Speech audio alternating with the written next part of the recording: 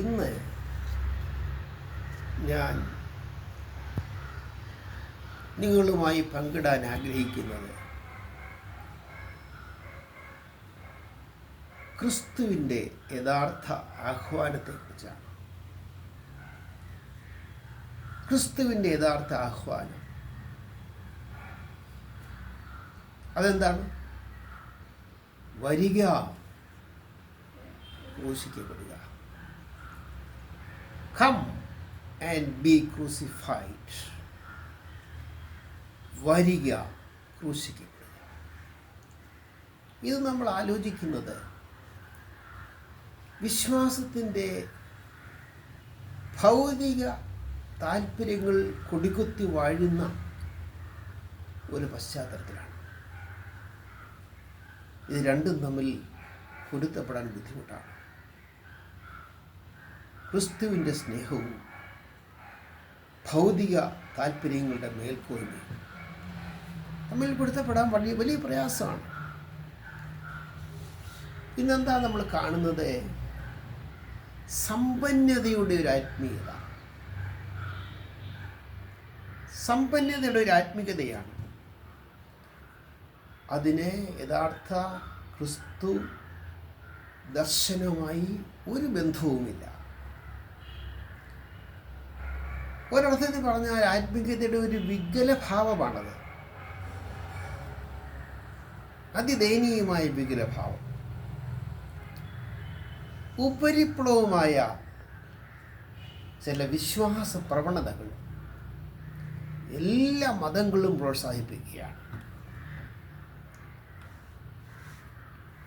അതിന് പിന്നിൽ എന്താണ്? മെറ്റീരിയലിസം, മെറ്റീരിയൽ ബെനിഫിറ്റ്സാണ് പ്രധാനം. പതിവായി ആരാധനാലയങ്ങളിൽ പോയാൽ ഈ കൂട്ടർക്ക് മതമായി.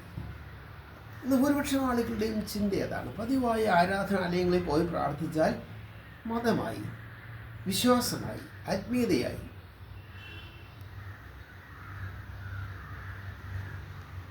ഇങ്ങനെയുള്ള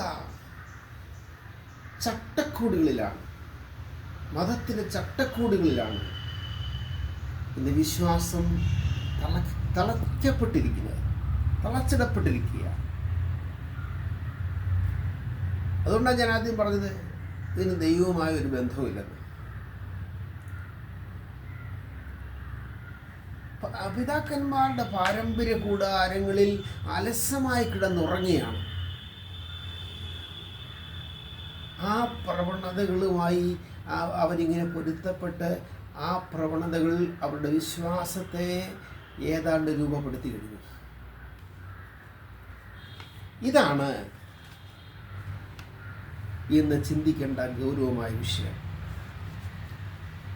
മനസ്സിലാക്കുക, മനുഷ്യൻ ഒരു പ്രത്യേക മതജീവിയല്ല. മനുഷ്യൻ്റെ പ്രത്യേക മതജീവിയേ അല്ല.